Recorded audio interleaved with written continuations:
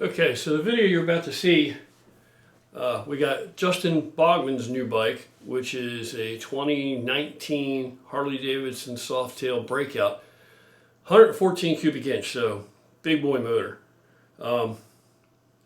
He already wants to make some changes on the bike because he doesn't feel like it has enough power. It seems to be torquey, but it doesn't really seem to have the power that he would like it to have. And myself, 114 cubic inch motor, the Milwaukee 8, certainly that engine, just based on that platform, just that amount of cubes, that size, certainly just beginning with that pallet, it has to have the potential to be pretty fast. It has to have the potential to be a pretty powerful power plant, to produce some horsepower. So in the past I've had shovels, and I've said this before. I don't know if I've ever said it on a video or just amongst friends, but other people that ride.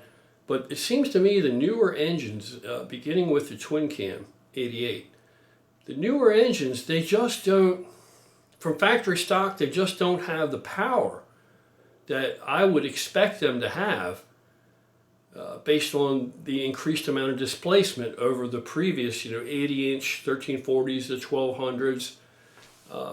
74s, and being a guy that's an older guy and has been riding several decades, many years, I have had shovels, 1340s, 5 speeds that were just incredibly fast. And my conclusion is, I think, my opinion only, so I think that dollar for dollar, there's no commensurability when you look at like a 1340 shovel. If you were going to build it, try to get more power, I think initially dollar for dollar, you're going to get more performance, or I have at least, out of the 1340 platform, the shovel motors. And I have never owned an Evolution motor, so I can't comment on that. I have friends that have had them. I had one very good buddy of mine that had one. He had all kind of work done to it. Now, he didn't do the work. I didn't do the work. He paid a shop. I don't know what the shop was to do the work to it, the performance work. And my FXR shovel would just smoke his bike. And it used to piss him off to no end. From a standing start, from a roll at low speeds, from a roll at high speeds on, any way you sliced it or diced it, I could smoke that bike, smoke him. So, being a guy that has built a lot of crazy motorcycles, I built an Alcohol Triumph one time. That was probably the first really super radical motorcycle engine I built. It blew up. But it started up and it ran, and being a young kid in my 20s, early 20s, just being able to fire it, that it actually ran. Because I had to degree my own cams in, clay the pistons, measure valve clearances, all this bullshit. It was some pretty advanced stuff. Probably a little over the top and unnecessary, some of it. And it did blow up, but when it first fired up and ran, it took me 2 years to acquire all the parts for it because it didn't make a lot of money back then. And I was completely satisfied. It was worth every penny, the amount of joy and satisfaction it gave me when it just ran. So I rode it a little bit, dragged it a couple of times, and it blew up relatively quickly. But even the way it blew up, it was pretty, kind of cool. The amount of damage and shrapnel. Anyhow, so being a guy that has built some of these motors like this and gone pretty quick, I know that these engines have to have the ability to really, pump out the horsepower and the torque, because you just got a bigger displacement, bigger displaced platform just to start with. So he went and got a set of Vance & Hines short shots. We put those on, and he got Fuel Pack 3 by Vance & Hines. And so we put this in, and this is just like it's a module, but it's really an interface that you connect to the motorcycle, and then you download Wi-Fi, through your cell phone, your smartphone. You download the map program that you want to put in there, your tune, based on the pipes that you're running, the displacement of the engine, the gear, etc., etc. And it loads into the bike, and no fuss, no muss, it's a done deal. If there's any problem with it, then you can call Vance and Hines and you can contact them and you can download and send them your mapping and what's going on with your motorcycle, and they will actually reconfigure a custom map for you, and which you can then download into your bike. So I think it's there's no downside to this fuel pack by Vance and Hines. I think it's an awesome piece of equipment. Now the video you're about to see, I put the pipes on. While I'm putting the pipes on at the same time, Justin go ahead and gets this module installed, this interface installed, and you can leave it in there or you can take it back out, right? Because it's just the interface. He stuck it in there and under the seat, and he was able to download the mapping that he needed to program it with the pipes that he's running in the motorcycle, displacement in the year, etc., etc. And the difference is drastic. The bike is a whole different creature now. Just from that, changing these pipes and then this Fuel Pack 3 install, the bike is an entirely different experience. It is what you would expect a 114 cubic inch motorcycle to be. It's scary fast and obnoxiously loud. So you might not get all that from the video clips that I took yesterday of it, just sitting in the garage running and us putting the parts on, me putting the parts on. I got a bunch more parts to put on it, but I'm gonna have to take it to work to do that. So anyway, if I can't speak highly enough about this, my first experience with this, and I got to tell you, I think it's Vance and Hines.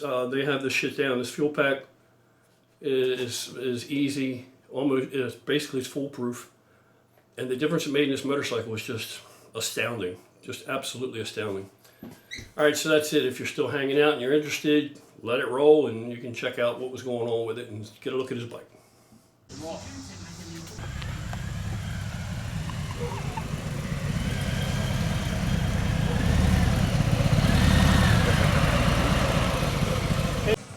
Start that thing up again. I can see the headlight on it too.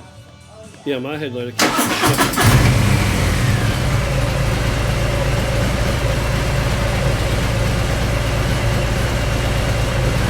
digital dash is really awesome.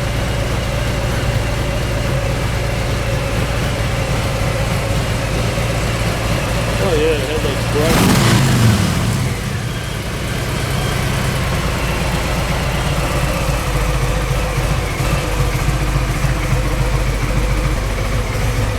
Pretty cool, dude. Pretty cool. Should be hella scary fast, but we're gonna try and make it a little faster. But any of you guys out there, man, if you got one of these or familiar with them, is that what the deal is? They got this smog so out that it's choking up performance, because this thing should be hella fast. Big engine. Got the exhaust, got this Vance and Hines exhaust installed on Justin's 114 cubic inch 2019 Harley Breakout softail here. Dramatic difference in the way that it sounds. Justin downloaded his software, his new software, his program to the ECM to sync up the ECM with these pipes, the fuel injection system, etc.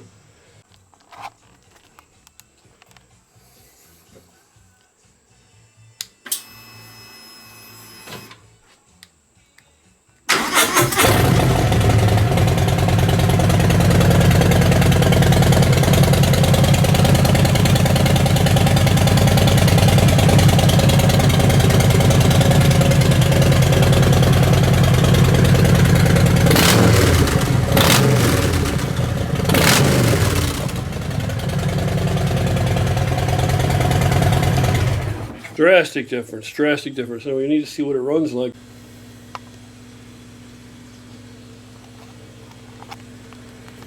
We're gonna break for some food. Come back, got a bunch more to do to this bike, but scary, scary fast. That's what I'm gonna say, scary fast.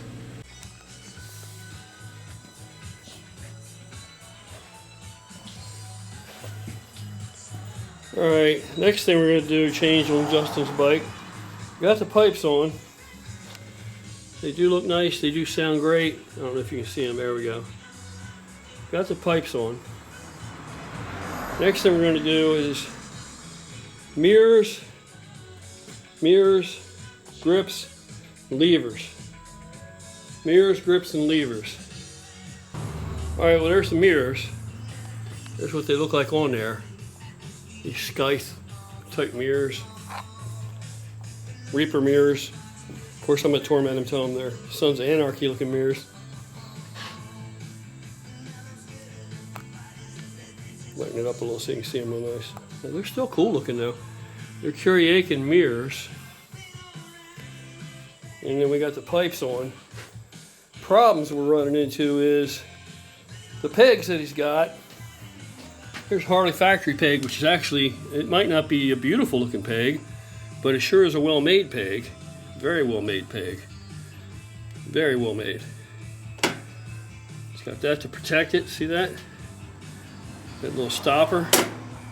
Spring loaded, but it's nice and thick. And the thing is, these are the nest pegs that we got for the bike here. Let me show you here. These nest pegs, see how thin that is? I mean, they're nice looking, but that's so much thinner. And let me show you how much thinner it is. The Vance & Hines package came with everything you needed. It left nothing to want, it had everything. Okay, so this bracket doesn't go back on. However, this does. We need this. So you look down in there, you can see I got to pull that Allen bolt out that lives down the side of there, if you can see down in there. But here's my thing. Here's the Arlen nest peg. Watch how it fits. See what I'm saying? See how loose that is? All right. So what are you going to fill that space up with? You know, what are you going to fill that space up with? So apparently, you know, and these didn't come with anything else. This is how they came. That's it. It's all in the package. There's two of these. So apparently you're going to have to get some extensions like this in the right width to accommodate this peg, which in my opinion, these pegs are a lot. I like thick, heavy, durable shit. And this peg is, I think, in my opinion, I like the knurling, but I think it's a step down from these big old sturdy Harley pegs. They might not be the coolest thing to look at, but they sure do seem to be sturdy as shit. You know, like on my bike, I got Arlen nest pegs too, and I don't like them either. I don't like them on my bike. I'll show them to you. Here they are on mine, and as you can see, they're very frail looking, and they are not spring loaded, so I just got some electrical tape on there. You don't want to fold it up because I don't care about that. And I had to put this spacer in here myself, and then there's a ton of washers there because this is just temporary arrangement because I put the bike together for its shakedown ride, and that's how I've been riding it. You know, so once I know the distances I want my feet out, you know, when it comes to port for paint this winter, hopefully, all this will be rectified. You know, I'll make something nice. These pegs will most likely not come back on the bike, although we got the Arlen nest grips that match it and all that shit, but even that, the paint's already, you know, bike's only got a couple thousand miles on it, paint's already coming off underneath of there, you know, as it rotates. So, not crazy about it. I do like the mirrors he's got. I got that Yaffe mirror over there. It's already got a crack in it for no reason. It hasn't impacted anything. It's just cracked down the middle. So I actually like these mirrors, these Kuryakin mirrors. I actually kind of like them. I think they look decent on my bike if they come in chrome or black and chrome. Anyway, so this is Justin's new bike. 114 cubic inch, and it with since he downloaded the programmer and the tuner, you know, the map for the tuner, and he put the tuner in. It came with this Vance & Hines pipes, and we put the pipes on. This thing screams. It really does. It has so much bottom end. I don't know how much top end because it's got more than enough bottom end for me.